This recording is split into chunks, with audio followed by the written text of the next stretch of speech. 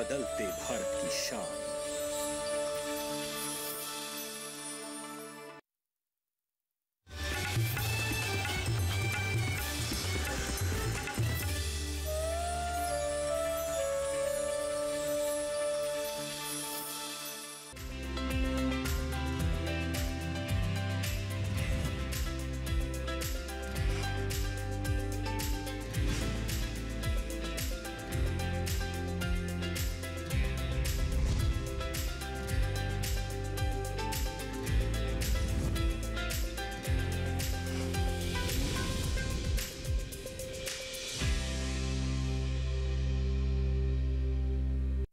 नमस्कार, आप देख रहे हैं दूरदर्शन किसान चैनल। मैं अदिति शर्मा आप सभी का स्वागत करती हूं कार्यक्रम सफल के साथ में। हमारे इस कार्यक्रम में देश के कोने कोने से उभरती हुई प्रतिभाओं से हम आपको रूबरू करवाते हैं और आज के हमारे इस कार्यक्रम में भी ऐसी ही कुछ सफलता की कहानियां या फिर कहें कि कामयाबी की दास्तानें हम आपके लिए लेकर आए हैं। तो फिर आइए आज के अंक की शुरुआत करते हैं और सबसे पहले रुख करते हैं हरियाणा के पानीपत का, जहां पर रहते हैं राम प्रताप शर्मा जी। ये अपने क्षेत्र में सफलतापूर्वक जैविक खेती कर रहे हैं और जैविक खेती करके अच्छा मुनाफा भी अर्जित कर रहे हैं। तो किस तरह से इन्होंने जैविक खेती की शुरुआत की है और आखिर जैविक खेती को ही क्यों चुना है, आइए इन्हीं से जानते हैं।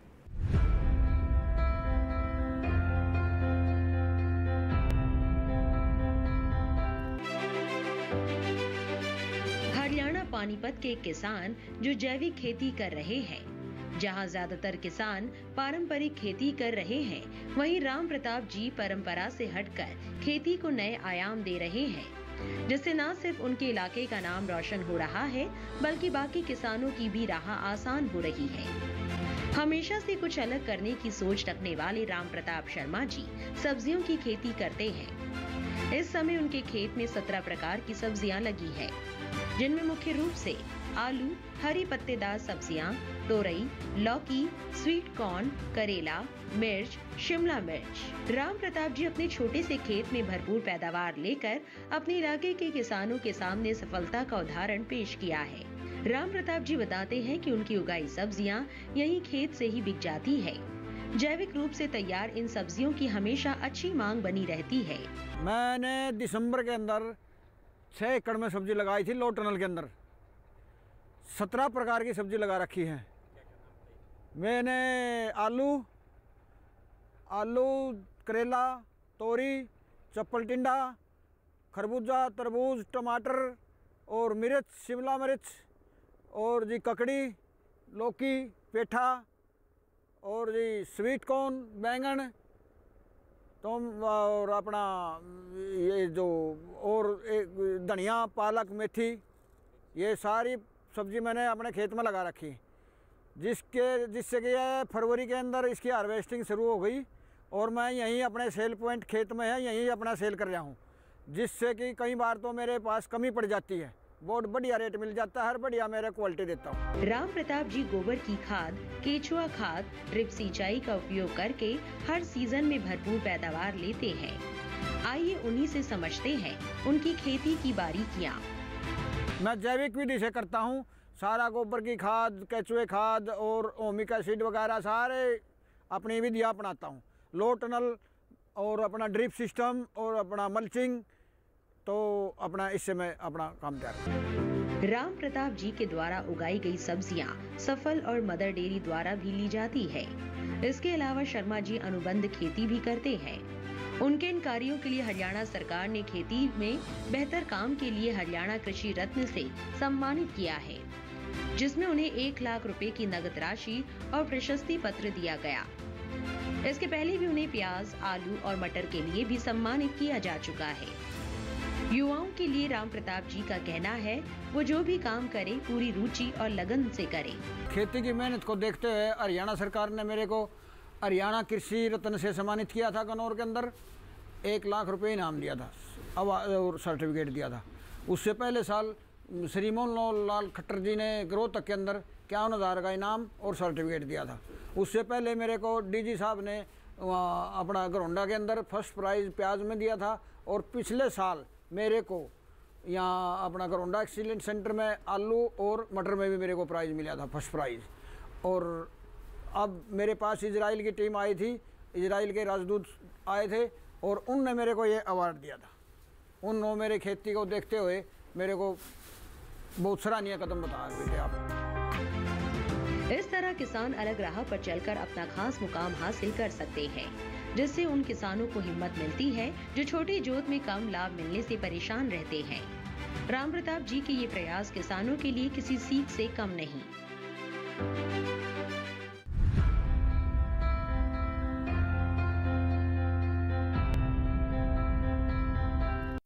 तो ये थे हमारे सफल किसान राम प्रताप शर्मा जी। ऐसे ही और किसानों की भी दास्तानें आप तक पहुंचाएंगे, लेकिन उसके लिए करना होगा आपको थोड़ा सा इंतजार। कहीं मत जाइए, देखते रहिए कार्यक्रम सफल किसान और बने रहिए दूरदर्शन किसान पर।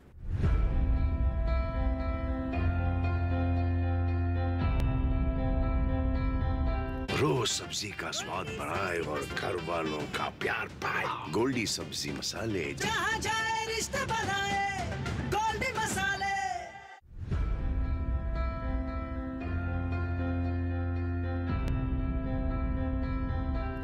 ब्रेक के बाद दूरदर्शन किसान के कार्यक्रम सफल किसान में आप सभी का फिर से स्वागत है। अब कार्यक्रम में वक्त है रुख करने का उत्तर प्रदेश की ओर। यहाँ पर मेरठ क्षेत्र में रहती हैं डॉक्टर नीरजा शर्मा, जो सफलतापूर्वक जैविक खेती को अपनाए हुए हैं। जी हाँ, हमारे किसानों का रुझान अब धीरे धीरे जैविक खेती की ओर बढ़ रहा है और हमारे किसान भाई बहन इस क्षेत्र में सफलताएं भी हासिल कर रहे हैं। तो कैसा रहा है इनका कामयाबी का सफर, आइए जानते हैं इन्हीं से।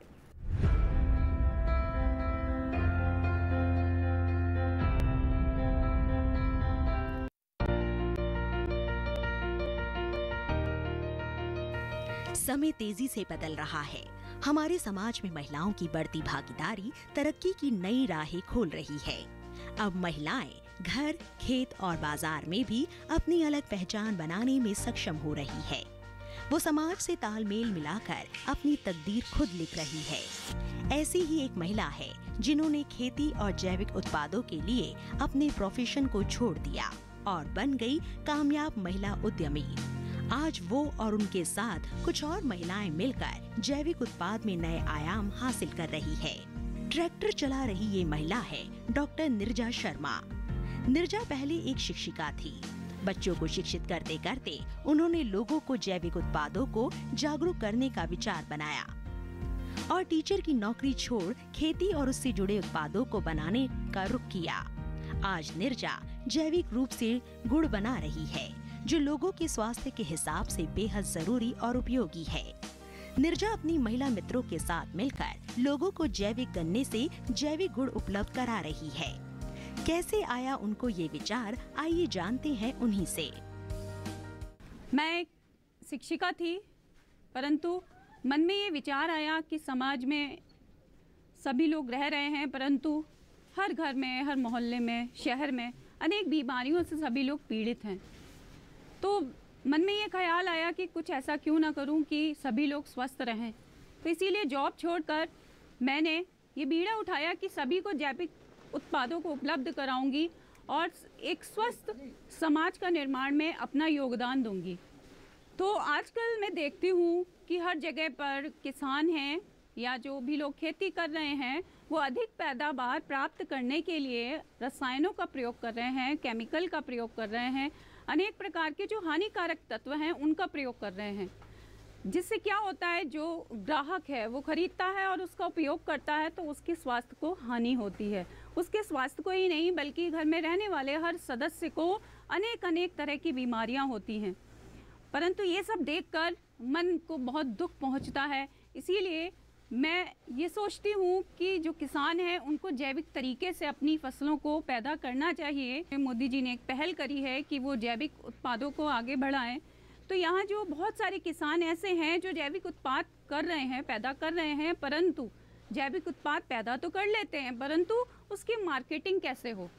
तो इसी मार्केटिंग के चक्कर में क्या होता है कि उनका जैविक उत्पाद जो उन्होंने उत्पन्न किया है, पूरे साल मेहनत करी है, तो उसका उन्हें कोई भी उचित दाम नहीं मिल पाता, उचित परिणाम उनको नहीं मिल पाता।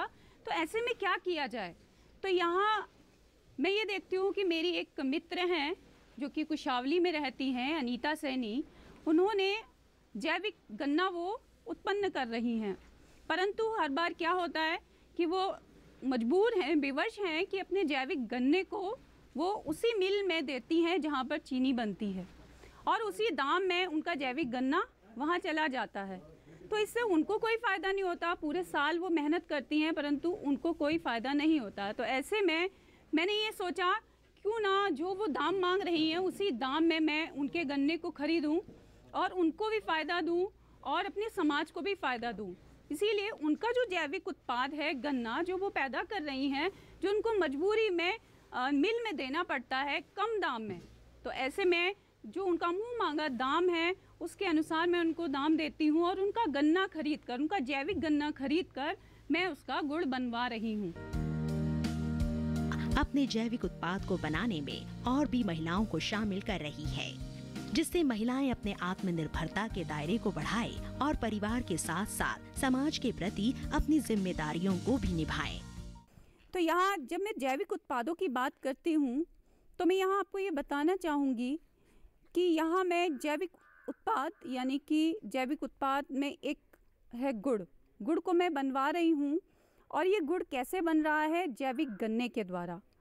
तो जैविक गन्ना मैं कहाँ से ले रही हूँ कि यहाँ जो अनीता सैनी जी हैं, ममतेश सैनी जी हैं और जूली सैनी जी हैं, इनका फार्म है और ये जैविक गन्ना वहाँ पर कर रही हैं और हम सभी लोग मिलकर उस जैविक गन्ने को करते हैं। जैविक खेती करने से हमारे गन्ने की लंबाई सामान्य से भी बहुत ज़्यादा है, जिससे 18 या 20 फीट तक की है। हमारा चिराग कृषि फार्म है जहाँ पर हम जैविक खेती तैयार करते हैं। हमारे खेत में कई तरह की खेतियाँ की जाती है। मतलब उसमें गन्ने की बात हो रही है स्पेशली। यहाँ पर मैं गन्ने के बारे में आप लोगों को बताना चाहूँगी कि हम अपने खेतों में ही गन्ना तैयार करते हैं। जैविक तरीके से ये गन्ना तैयार किया जाता है। इसमें जैविक खाद का इस्तेमाल किया जाता है। और दोस्तों मैं आपको ये भी बताना चाहूँगी यहाँ पर कि जो हम खाद तैयार करते हैं वो हम अपनी निगरानी में ही जैविक केंचुए द्वारा ये खाद तैयार किया जाता है। अपनी निगरानी में इसको तैयार किए जाते हैं। इस खाद को तैयार करने में किसी भी तरह का रसायन प्रयोग नहीं किया जाता जो खेती के लिए या गन्ने के लिए हानिकारक हो। और इस प्रकार हम अपने गन्ने को जब बो देते हैं उसमें धीरे पानी देकर खाद देकर तैयार कर जाते हैं। जब वो फसल एक तैयार हो जाती है उस फसल को, तो उन गन्नों को हम तैयार गन्नों को हम कोल्हू के द्वारा, क्योंकि ये आप सभी जानते हैं कि गुड़ का उत्पादन कोल्हू में तैयार किया जाता है, बड़े लेवल पर मील में होता है। लेकिन कोल्हू जो होते हैं मेन गुड़ के लिए कोल्हू का इस्तेमाल किया जाता है। तो इस गन्ने को कोल्हू में ले जाया जाता है। वहाँ पर अपनी देख रेख में ही हम इस गुड़ को तैयार करते हैं।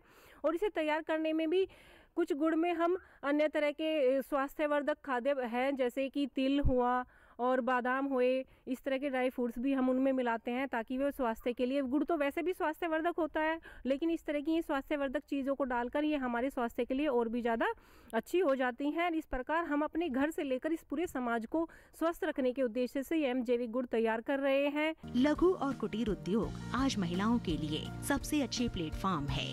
महिलाएं मशरूम उत्पादन, अचार, मुरब्बा और जैविक उत्पाद बनाकर जहां खुद को सशक्त बना रही है, वहीं समाज को भी 2 कदम आगे ले जा रही है।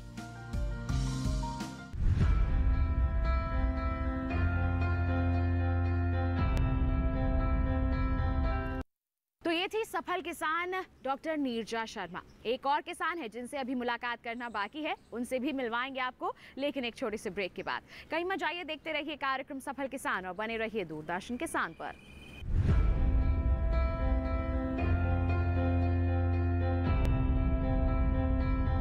रोज सब्जी का स्वाद बढ़ाए और घर वालों का प्यार पाए। गोल्डी सब्जी मसाले, जहाँ जाए रिश्ते बनाए गोल्डी मसाले।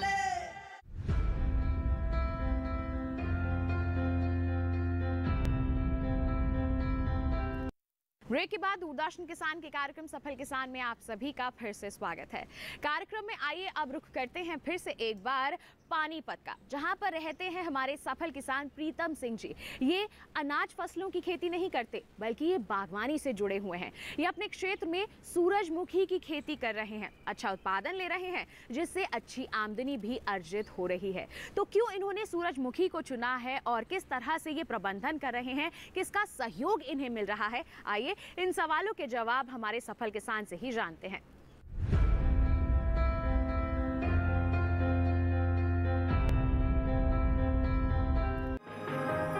हरियाणा जाना जाता है बेहतर कृषि के लिए। यहाँ हर साल खेती का रकबा बढ़ रहा है, साथ ही फसलों के उत्पादन में भी बढ़ोतरी हो रही है, जिससे किसान समृद्ध हो रहे हैं।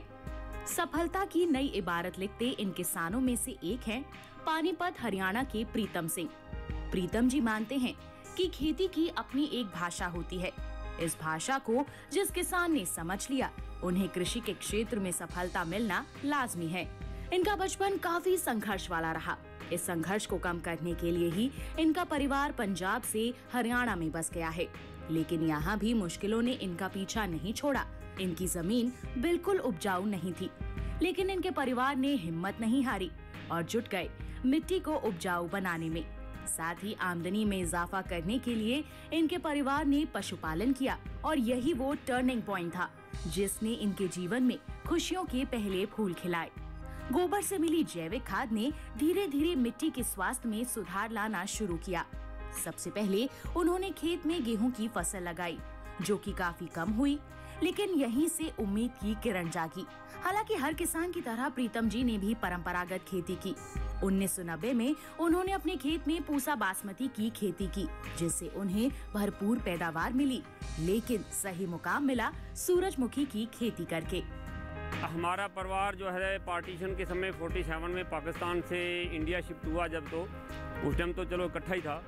तो हमें ज़मीन की अलाटमेंट जो हुई वो पंजाब में पटियाला डिस्ट्रिक्ट में हुई, कि काफ़ी ऊंचा नीचा खेत था, तो उन्होंने गहरे खड्डे भी थे, तो हमने इसको लेवल किया। तो फिर पता चला कि ये तो कलर है, इसमें नमक की मात्रा है, तो इसमें पैदावार नहीं होती। तो करनाल स्थित जो CSSR की उनकी तकनीकें अपनाई, इसमें जिप्सम वगैरह डाला।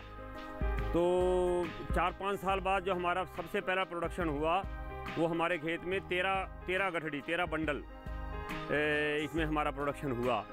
तो उसके बाद हमने पीछे मुड़ के नहीं देखा, आगे आगे इसको संवारते रहे। तो जैसे तैसे 10 साल तक हमने इसमें इसको लेवल किया, चालू करने की कोशिश की। तो साथ में पशुओं का हमारा दूध का काम था, जिससे हमारा खर्चा चलता था। तो 1990 आते आते तो हमें पता चला, इधर उधर देखभाल करते करते, तो IRI का से हमारा मिलन हुआ। तो IRI से एक वैरायटी आई थी PB1 करके, तो जिसका हमें बीज मेरे एक मित्र थे चंद्र सिंह, उनके माध्यम से मेरे को मिला। तो हमने उसका उसको बोया, तो उससे हमें काफ़ी अच्छा पैसा मिला। जहां हम आज खड़े हुए हैं, ये किसान श्री प्रीतम सिंह जी हैं, और इन्होंने 2012 से ये हमारी इस परियोजना से जुड़े हैं। जब इनका जुड़ाव हुआ उस समय ये एक सामान्य किसान जैसा करते थे, बीज ले आए, बो दिया और अपना उत्पादन किया। लेकिन जब इनको हमने बीज से जोड़ा तो इनकी गाथा आप इनसे खुद सुनेंगे तो आपको ज़्यादा पता लगेगा। तो उससे और आज तक के जब हम परिदृश्य को देखते हैं, तो जिसको कहते हैं ना कि बदलाव और बड़ा बदलाव, और बड़े बदलाव से भी महा बदलाव कैसे हो सकता है, वो इसकी गाथा ये खुद बताएंगे। तो हम क्या करते हैं कृषक सहभागिता में, संस्थान पहले उन किसानों को चिन्हित करता है कि जो किसान प्रगतिशील हैं और बीज के महत्व को अच्छी तरीके से जानते हैं। तो उनको हम छोटा सा प्रशिक्षण देते हैं और उनको बीज के महत्व को समझाते हैं, और फिर उनको हम अपने यहाँ से एक जिसको प्रजनक बीज कहते हैं, शुद्ध बीज बिल्कुल देते हैं, और उसके साथ साथ उनको उस बीज के समस्त लक्षणों से भी अवगत कराते हैं कि इस वैरायटी की इतनी अवधि है, इतना इसका खाद की रिक्वायरमेंट है, इसका बुआई का उचित समय क्या है, इसमें क्या क्या सावधानियां रखनी उत्पादन में, ये हम सब किसान को बताते हैं। और उस बीज को हम जब देते हैं तो उस किसान से ये भी कहते हैं कि पिछली साल जो आपने बीज की फसल बोई थी उसमें क्या फसल थी, कहीं आइसोलेशन कितना होना चाहिए, एक फील्ड से दूसरे खेत की दूरी कितनी होनी चाहिए, ये सब हम उनको मानक बीज उत्पादन के जितने भी मानक हैं वो उनको समझाते हैं। उनके उगाए फूल इतने लुभावने होते हैं कि दूर दूर से लोग उनके खेतों को देखने आते हैं। यहाँ तक कि उनकी फसल के बारे में चर्चा इतनी जोरों पर थी कि डायरेक्टर एग्रीकल्चर चंडीगढ़ से कृषि विशेषज्ञ उनकी फसल देखने आए। विशेषज्ञों ने जब उनसे सवाल किया कि उनके खेत में कितने फूल हैं, तो गणना करने की अनोखी तकनीक ने कृषि विशेषज्ञों को काफी प्रभावित किया। उदाहरण देता हूँ कि 1995 आते आते 95 में मैंने पहली बार अपने 1 एकड़ में सनफ्लावर लगाया, सूरजमुखी लगाया। तो जिसमें जो यूनिवर्सिटी की रिकमेंडेशन थी मैंने उसको पूरा करने की कोशिश की।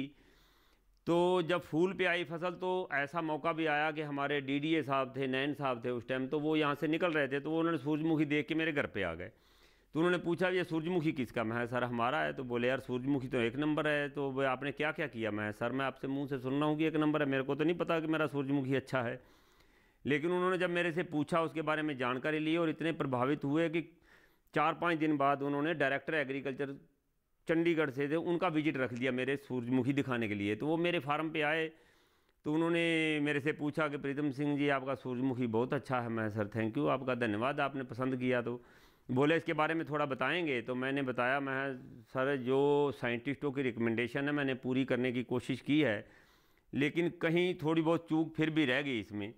बोले जी कैसे? मैं कहा भी जो साइंटिफिक रिकमेंडेशन है वो 22,000 फूलों की 1 एकड़ में है और सर मेरे 21,997 फूल हैं। तो हंसने लग गए, बोले गिनती कर रखा है? मैं सर गिनती कर रखा है। बोले कितने दिनों में? मैं क्या मैं सर आपको करवा दूंगा। वो कहने लगे जी हम कैसे माने कि आपने गिनती किया है, तो क्या इसका आधार क्या है, प्रमाणिकता क्या है? मैं सर मैं आपको गिनती करवा दूंगा। बोले सर बोले प्रीतम सिंह कितने दिनों में करवा दोगे? मैं सर जस्ट 3 मिनट में। बोले 3 मिनट में गिनती कैसे करवा दोगे? तो मैंने उनको बोला कि रो टू रो 60 सेंटीमीटर है और प्लांट टू प्लांट मेरे 30 सेंटीमीटर हैं, तो 100 लाइन गिननी है, 1 मिनट में गिनती हो जाएगी। 220 लाइनें हैं 1 एकड़ में, 2 मिनट में गिनती हो जाएगी। सर आप 1 से लेकर के 100 तक कोई एक लाइन गिनती करवा लो, अगर उसमें 220 फूल मिलेंगे तो इसका मतलब है आपके 22,000 हो जाएंगे। 100 × 220 22,000 फूल हो जाएंगे। एक कॉर्नर से 3 फूल कुत्तों ने मेरे तोड़ दिए हैं, वो मैं आपको अलग से दिखा देता हूँ। 21,997 फूल हैं। तो इस चीज़ से डायरेक्टर साहब बहुत प्रभावित हुए।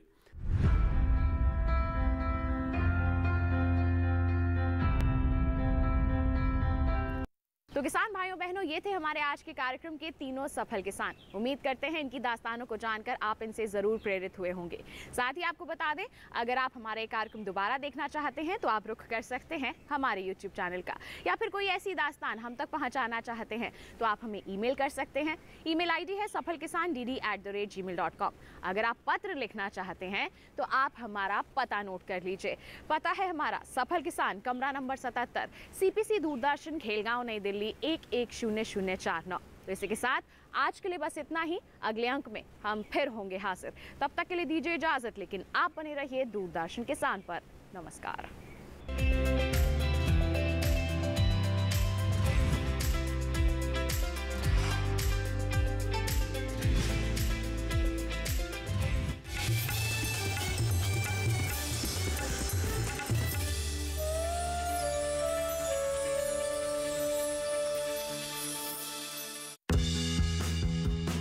मन की बात है जन जन की, संघर्षों के कुछ किस्से, कहानी कुछ सफलताओं की, अनकही विरासत की, उम्मीदें नए भारत की। महीने के आखिरी रविवार का रहता है इंतजार। ब्रह्मपुत्र के घाट से हिमालय के विस्तार तक होती है मन की बात प्रधानमंत्री के साथ। तो सुनिए इस महीने 26 नवंबर सुबह 11 बजे मन की बात आकाशवाणी और दूरदर्शन के सभी चैनलों पर। आप भी माननीय प्रधानमंत्री के मन की बात का हिस्सा बन सकते हैं। इसके लिए आप अपने सुझाव post box number 111 Akashvani Delhi को भेज सकते हैं। इसके अलावा नमो ऐप या माई गोव के ओपन फोरम में पोस्ट कर सकते हैं। तो याद रखें 26 नवंबर सुबह 11 बजे मन की बात। नहीं माँ, किसी अनजान के लिए घर का दरवाजा खोलना नहीं चाहिए। मैं क्या तुम्हारे लिए अनजान हूँ श्रवण? श्रवण, अनजान हूँ क्या मैं? हाँ श्रवण, श्रवण मेरे दोस्त। कभी कभी ऐसा लगता है माँ, ऐसा लगता है कि जब तक हम किसी को अंदर और बाहर से पूरी तरह जान नहीं लेते, वो आदमी हमारे लिए अनजान ही रहता है। और साईं बाबा भी हमारे लिए अनजान ही है। एक बार मुझसे मिल लो श्रवण, सिर्फ एक बार मुझसे मिल लो श्रवण, सिर्फ एक बार।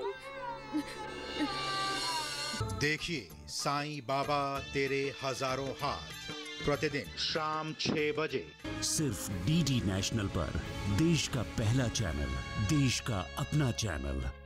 नीचे आ जाओ बेटी। कॉमेडी। ऊपर आ जाओ मोटी।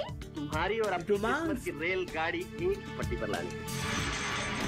और एक्शन का तड़का। हेमा मालिनी, संजीव कुमार और धर्मेंद्र जैसे दिग्गज कलाकारों की हंसती गुदगुदाती फिल्म सीता और गीता। मुझे लेके साथ चल तू, यूं ही दिन रात चल तू। फंडू फीचर फिल्म्स में 24 नवंबर शाम 7:30 बजे देखिए फिल्म सीता और गीता। सिर्फ डीडी नेशनल पर, देश का पहला चैनल, देश का